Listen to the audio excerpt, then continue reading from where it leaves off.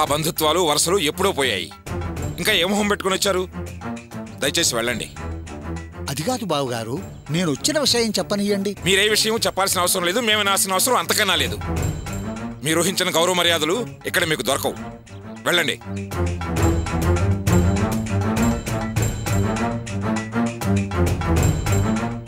మీరిలా మాట్లాడతారని నేను ఊహించలేదు బావగారు. ఒక నిమిషం ఆగండి.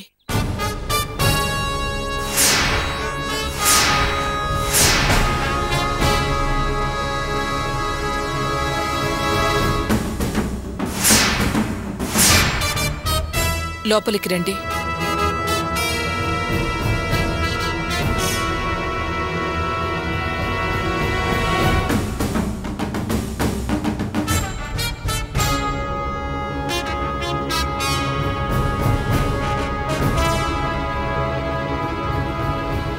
రండి. బాగున్నారా మావయ్య? బాగున్నానమ్మా, నువ్వెలా ఉన్నావు? బాగున్నాను, రండి.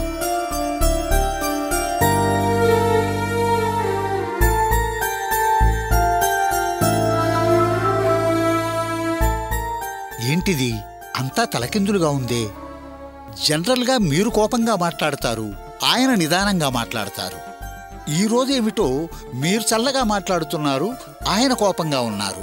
చాలా ఆశ్చర్యంగా ఉందమ్మా. నా కోపం వల్లే ఇన్ని సమస్యలు వస్తున్నాయని బాగా ఆలోచించి ఒక నిర్ణయానికి వచ్చాను. మీరు మా అర్చన గురించి మాట్లాడడానికేగా ఇక్కడదాకా వచ్చారు? అవునమ్మా. మీరు రావడానికి ముందే మా అర్చన్ని అల్లుడితో పంపించడానికి నిర్ణయించుకున్నాను.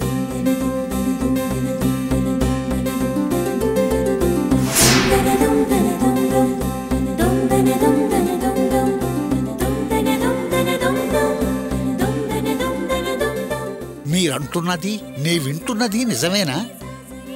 ఈ విషయం మీతో ఎలా మాట్లాడాలా అనే భయం లోపల పీడిస్తున్నా ఎలాగోలాగా అని మనసుకు సర్ది చెప్పుకొని వచ్చాను. ముందు మీరే ఆ మాట అనేసి నా భయం తీర్చేశారు. మా అమ్మాయిని మీతో పంపించాలి అంటే ఒక షరతు.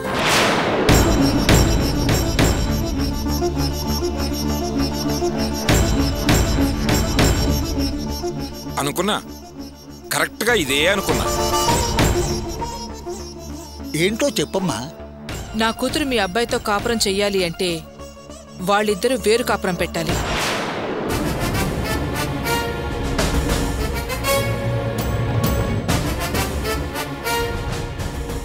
అలా అయితే చెప్పండి, అర్చన్ని సంతోషంగా పంపిస్తాను. అలా అనే మాట అయితే నేను బయటుండగానే చెప్పాల్సింది. లోపలికెందుకు రమ్మన్నట్టు? అటునుంచటే వెళ్ళిపోయేవాణ్ణిగా. మీరు నన్ను తప్పుగా అనుకుంటున్నారు. నేనేం వేరే ఉద్దేశంతో అనటం లేదండి. భార్యాభర్తలు విడిగా ఉంటే ఒకరినొకరు కాస్త అర్థం చేసుకుంటారని, మనసు విప్పి మాట్లాడుకుంటారని, సంతోషంగా ఉంటారని అంటున్నాను. నేనేం నువ్వు తప్పు అన్నావని అంటున్నావని అనటం లేదు. కాని గోపీకి ఆ కుటుంబమే ఊపిరి. వాణ్ణి ఆ కుటుంబాన్ని విడదీయటం కుదరదు. భార్య సంతోషం ముఖ్యం అనుకుంటే కాస్త పట్టు విడుపులుండాలి. అలా అంటే ఎలానమ్మా? గోపి మీద ఆధారపడ్డ కుటుంబం. వాడు లేకపోతే ఆ కుటుంబమే లేదు.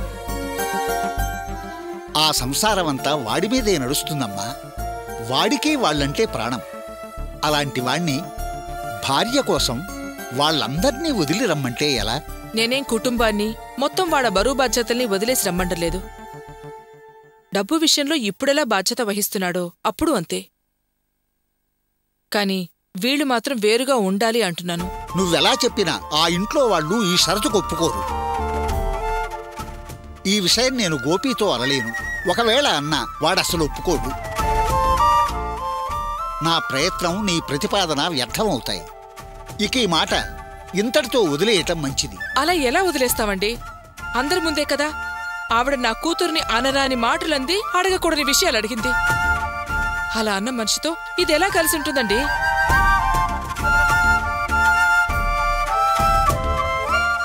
తలెత్తుకుని ఆ ఇంట్లో ఎలా తిరగలుగుతుంది? దానికి ఆ ఇంట్లో ప్రశాంతత ఉండదు, మనశ్శాంతి అస్సలు ఉండదండి. వేరే కాపురం అయితేనే ఇది కాస్త స్థిమితంగా సంతోషంగా ఉంటుంది. వరలక్ష్మి, ఏమిటి నువ్వు మాట్లాడేది? నీకేమైనా పిచ్చి పట్టిందా? నువ్వు పట్టిన కుందేటికి మూడే కాళ్ళు అన్నట్టుగా వాదించుకో. అల్లుడి విషయంలో పట్టు విడుపులు అంటున్న దానివి అవి నీకు వర్తించవా? ఎవరైనా పెద్ద కుటుంబంలాగా అందరూ కలిసి ఉండాలి, ఒకళ్ళకొకళ్ళు ఆసరాగా ఉండాలని కోరుకుంటారు. నువ్వేమిటే ఆ కుటుంబం విడిపోవాలంటావు? అత్తయ్య అన్న దాంట్లో తప్పే ఉంది మావయ్య. ఆ గోపి అత్తయ్యను లాగి చెంప మీద చాచి కొట్టాడు, అది అందరి ముందు. అలాంటప్పుడు రేపు ఎవరూ లేని టైం చూసి మన అర్చన గొంతు నిలిమి చంపేస్తే ఎవరు భరోసా, ఎవరు గ్యారెంటీ? అందుకే అత్తయ్య వేరు కాపురం పెట్టమనడంలో తప్పేమీ లేదు. పెద్దలు అన్ననే అన్నారు కదా, 100 ఏళ్లైనా వరుస మారదు, 1000 ఏళ్లైనా వేరు తప్పదు అని. దాంట్లో తప్పే ఉంది. నువ్వు కాస్తాగు. పెద్దవాళ్ళు వాళ్ళు మాట్లాడుతుంటే మధ్యలో నువ్వేంటి దూరేది? రావెనకరా. బాగుంది, చాలా బాగుంది. చాలా బాగా మాట్లాడారు అత్త కోడలిద్దరూ. అవును వరలక్ష్మి, నీకో న్యాయం, పరాయి వాళ్ళకో న్యాయమా? ఇదే విషయం మన కుటుంబంలో కూడా ఓసారి చర్చకొచ్చింది, గుర్తుందా? మరప్పుడు జయంతిని వినోద్ని సపరేట్గా పెట్టావా? లేదే. మరి ఇప్పుడెలా అడుగుతున్నావు? నేనేం నా కోడల్ని అనరాని మాటలు అనలేదు, ఇబ్బంది పెట్టలేదు. నేను నా కోడల్ని కూతుర్లా చూసుకుంటున్నాను. కావాలంటే తన్నే అడగండి, ఎదురుగానేగా ఉంది. ఏమ్మా జయంతి? అవునత్తయ్య, మీరు నన్ను కంటికి రెప్పలా కడుపులో పెట్టుకుని చూసుకుంటున్నారు. ఈ ఇంటికి కోడల్నవడం నా అదృష్టంగా భావిస్తున్నానత్తయ్య. విన్నారా? చాలా. ఇలా నాలా నా కూతుర్ని బాగా చూసుకున్నారా? వేసి పంపిన నగలు ఒల్చేసుకుని కుదవబెట్టారు. దీన్నో దరిద్రవదాలా చేసి తన్ని తరివేశారు. చివరికి దీన్ని తిరుగుబొద్ది అన్నారు. ఇంత జరిగాక తిరిగి దాన్ని ఆ ఇంటికి పంపిస్తే దీన్ని బతుకి గ్యారెంటీ ఏమిటి? అక్కడ దీని ప్రాణానికి రక్షణ లేదండి. అందుకే ఈ నిర్ణయం తీసుకున్నాను. మీరిలా ఓ అభిప్రాయానికి వచ్చి మాట్లాడుతున్నప్పుడు ఇక నేనేం మాట్లాడగలను? వేరే కాపురం పెట్టమని నేనా చెప్పలేను. మీరా అలా కాకపోతే కుదరదు అనే మాట మీదున్నారు. వాళ్ళకి మీకు ఎలా సర్ది చెప్పాలో నాకర్థం కావటం లేదు. మావయ్య గారు, మీరెలా అనకండి. ఆ కుటుంబానికి పెద్ద మీరు. వీళ్ళిద్దరి సంతోషం కోసం ఎలాగైనా మీరు మాట్లాడి తీరాలి. అత్తయ్య గారు మా అమ్మని అచ్చన్ని చాలా అసహ్యంగా మాట్లాడారు. అందుకే ఇప్పుడు మా అమ్మ ఇంటికొచ్చే పరిస్థితి లేదు. వీళ్ళు సపరేట్గా ఉంటే మా అమ్మ అప్పుడప్పుడు వచ్చి అర్చని చూడగలుగుతుంది.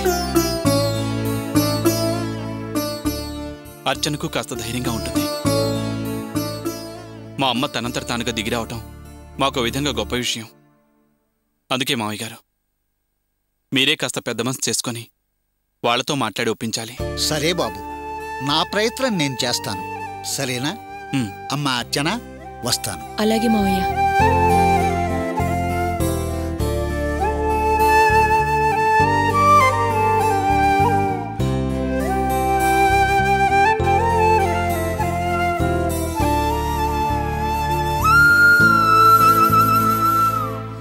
వాళ్ళు 1000 చెప్తారు, అది విని సరేనని వచ్చేయడమేనా? వాళ్ళు కావాలనే మన కుటుంబాన్ని విడదీయాలని చూస్తున్నారు. మీరక్కడే అన్నయ్య విడిగా కాపురం పెట్టాలని చెప్పాల్సింది. అలా కాకుండా సరేనని వచ్చేసారేంటి పెద్దనా? రాణి, ఏమిటి ఆ మాటలు? అన్నయ్య పెద్ద ఆయన, అన్నీ ఆలోచించే ఆ మాట అని ఉంటాడు. తెలిసి తెలియకుండా ఏ మాట పడితే ఆ మాట అనేటివేనా? ఒక పెద్ద మనిషిగా మధ్యవర్తిగా అక్కడికి వెళ్ళాడు అంటే అన్ని రకాల ఆలోచించే ఓ మంచి నిర్ణయం తీసుకుని ఉంటాడు. సరే అని వచ్చాడంటే దానికేదో బలమైన కారణమే ఉండి ఉంటుంది. ఏంటన్నా అలా అంటారు? అయితే అన్నయ్యని వేరే కాపురం పెట్టనిస్తారా? అవునే, వేరే కాపురం పెడితే తప్పేమిటి? లోకంలో ఎంతమంది ఉండట్లేదు అలా. ఏంట్రా, ఎక్కడ చూసినా ఆశ్చర్యాలే ఎదురవుతున్నాయి. అసలు ఈ ప్రపోజల్కి ముందు నువ్వే ఒప్పుకోవని, అడ్డంగా మాట్లాడతావని అనుకున్నా. అలాంటిది నువ్వేంట్రా ఇంత తేలిగ్గా గోపిని వేరే ఉండని అంటున్నావు? అది కాదన్నయ్య, గోపి కుటుంబం కోసం ఎన్నో ఏళ్లుగా కష్టపడుతున్నాడు. ఇవాళ వాడుగా వేరే ఉండే అవకాశం వచ్చింది. వాడక్కడ ప్రశాంతంగా ఉంటాడనిపిస్తోంది. అందుకే అన్నయ్య నేను ఒప్పుకుంది. నేను అన్నీ ఆలోచించే ఈ మాట అన్నాను. మనం వాడి సుఖ సంతోషాలు కోరుకునేవాళ్ళం. కాదని వాటిని వాడికి దూరం చేస్తే చూసేవాళ్ళు ఏమనుకుంటారు? వాడు, వాడి కుటుంబం, భార్య, పిల్లలు, జల్లలు అందరూ సుఖంగా ఉండాలి. పంపిస్తేనే మంచిదన్నయ్య. ముందు వాడి అర్చనతో సంతోషంగా ఉండాలి. అదే అన్నయ్య మనం కోరుకునేది. ఏంటన్నా నువ్వు నీ పాటికి తోచింది మాట్లాడేస్తున్నావు? అన్నయ్య బయటికి వెళ్ళాక ఈ కుటుంబానికి నువ్వు సంపాదించి పెడతావా? అన్నయ్య కదా ఈ కుటుంబానికి ఆధారం. అన్నయ్య లేకపోతే మనం బిచ్చం ఎత్తుకొని చావాల్సిందే. ఎందుకు బిచ్చం ఎత్తుకు చావాలరా? ఓహో, నువ్వు ముసలాడివి, నువ్వేం సంపాదిస్తావనేగా. నువ్వు మొగాడివి కాదా? నువ్వు సంపాదించి ఈ కుటుంబాన్ని పోషించలేవా? ఎందుకు సంపాదించను? నేను చదువుకున్నాను. ఆ చదువుకు దగ్గర ఉద్యోగం దొరకలేదు, అందుకే ఇలాగున్నాను. గానీ ఉద్యోగం దొరికితే చేయనన్నానా? ఆహా, అలాగానే ఆయన గవర్నమెంట్ పని అని కొండ మీద కోతి కావాలనుకుంటున్నావు. అది దిగి రాదు, నీకు పని దొరకదు. రేయ్, చెయ్యాలనుకుంటే బయట ఎన్ని పనులు లేవురా. నీకు చెయ్యాలనే ఉద్దేశం, సంపాదించాలనే ఆరాటం లేదు. బాగా తిరిగి మరగటం అలవాటు పడ్డావు. ఇంకేం పని చేస్తావు? రేయ్, నీ చదువు కోసం వాడు చదువు మానేసి స్పానర్ పట్టుకున్నాడు రా. ఇంకా వాడి మీద మనం ఆధారపడతాం తప్పురా. అలాగే నన్ను షడ్డుకి పంపకపోయారా? నేను స్పానర్ పట్టేవాడిని. నేనేమో మంచి ఉద్యోగం చేయాలి, బాగా సంపాదించాలని కదా నన్ను చదివించారు. ఇప్పుడు తప్పు నా మీదకి నెడతారేంటి? చదువుకున్న వాడిని పట్టుకొని ఆ పనికి వెళ్ళి ఈ పనికి వెళ్ళి అంటే నేను ఎక్కడికైనా వెళ్ళేది? అందుకే నాకు పని దొరికేదాకా అన్నీ ఇక్కడే ఉండాలి. నాకేదైనా పని దొరికితే నేను కుటుంబాన్ని చూసుకుంటాను. కావాలంటే అప్పుడు అన్నయ్యని వేరే కాపురం పెట్టమనండి. రేయ్, నీకు తోచింది నువ్వు మాట్లాడు. మాకు నీకు పని దొరికేంత వరకు వాడే సంపాదించి పెట్టాలి అనేది ఏమన్నా రూలా? నువ్వు చదివిన చదువుకు నువ్వు అనుకున్న ఉద్యోగం దొరకాలి అంటే జీవితాంతం ఇలా ఇంట్లో కూర్చోవటమే. ఓహో, పెద్ద ఐఏఎస్ చదివినట్టు పెద్ద ఫీల్ అయిపోతున్నావు. వేధవ డిగ్రీకి నువ్వు. అరే, ఎందుకురా వాణ్ణి తిడతావు? వాడు పనికెళ్ళకపోవడం వాడి సమస్య అయినా అభిప్రాయం చెప్పకూడదా? పెదనన్న, అన్నయ్య సపరేట్గా వెళ్ళడం కుదరదు, నాకు ఇష్టం లేదు. ఇందాకటి నుంచి మనమే మాట్లాడుకుంటున్నాం. మీ అమ్మేం మాట్లాడదే? ఏమ్మా భాగ్యం, నీ నిర్ణయం ఏంటో చెప్పు. గోపి అర్చన కొన్ని రోజులు విడిగా ఉంటే మంచిదనిపిస్తుంది. దానికి నువ్వేమంటావు? నీ అభిప్రాయం కూడా చెప్పు. అలా మౌనంగా ఉంటే ఎలానమ్మా? ఇందులో నేను చెప్పడానికి ఏముంది బావగారు? వాడు వేరే కాపురం పెడతాను అంటే బాధగానే ఉంది. కానీ వాడు వాడి జీవితాన్ని చూసుకోవాలి కదా.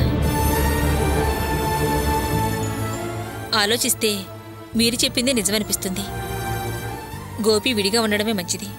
ఏంటమ్మా నువ్వు అనేది? బాగా ఆలోచించి మాట్లాడుతున్నావా? బాగా ఆలోచించి మాట్లాడుతున్నారా? ఇప్పటిదాకా వాడి కుటుంబం గురించి కష్టపడింది అంతా ఇంత కాదు. ఇంకా వాడి మీద ఆధారపడాలనుకోవడం దురాశ అవుతుంది. మా దారిని మమ్మల్ని వదిలి నీ జీవితం నువ్వు చూసుకొని అనడమే మంచిది. ఆ పైన అన్నిటికీ ఆ దేవుడే ఉన్నాడు. భాగ్యం, నువ్వేనా ఈ మాటలంటుంది? నీకేదో అమ్మవారు పూని లోపల నుంచి మాటలనిపిస్తోందేమో అని అనిపిస్తోంది. నువ్వింత నిదానంగా మారి మాట్లాడుతున్నావంటే మొత్తం లోకమే మారిపోయినట్లుంది. ఆహా, లైఫ్లో ఫస్ట్ టైం బెస్ట్ మంచి నిర్ణయం తీసుకున్నావే. అన్నయ్య, ఏమిటనే ఇంకా ఆలోచిస్తావు? భాగ్యం, నా భాగ్యం ఒప్పుకుందన్నయ్య. నువ్వు వెంటనే గోపికి విషయం చెప్పి ఓ ఇల్లు అద్దెకు తీసుకుని పాలు పొంగించటమే. ముందు నువ్వు అర్జెంటుగా వెళ్ళి వియ్యాల వారికి విషయం చెప్పిరా. నువ్వు ఆగరా, లేడికి లేచిందే పరుగని. గోపి రాని వాడితో కూడా ఓ మాట చెప్పి వాడి అంగీకారం కూడా తీసుకునే వెళతా. వాడిదేముందన్నయ్య, పసిగిరి పాములు అంటాడు. వాడికి నచ్చ చెప్పి ఒప్పించచ్చుగా. ముందు బయలుదేరన్నయ్య. సరే, నే వెళతారా? పద.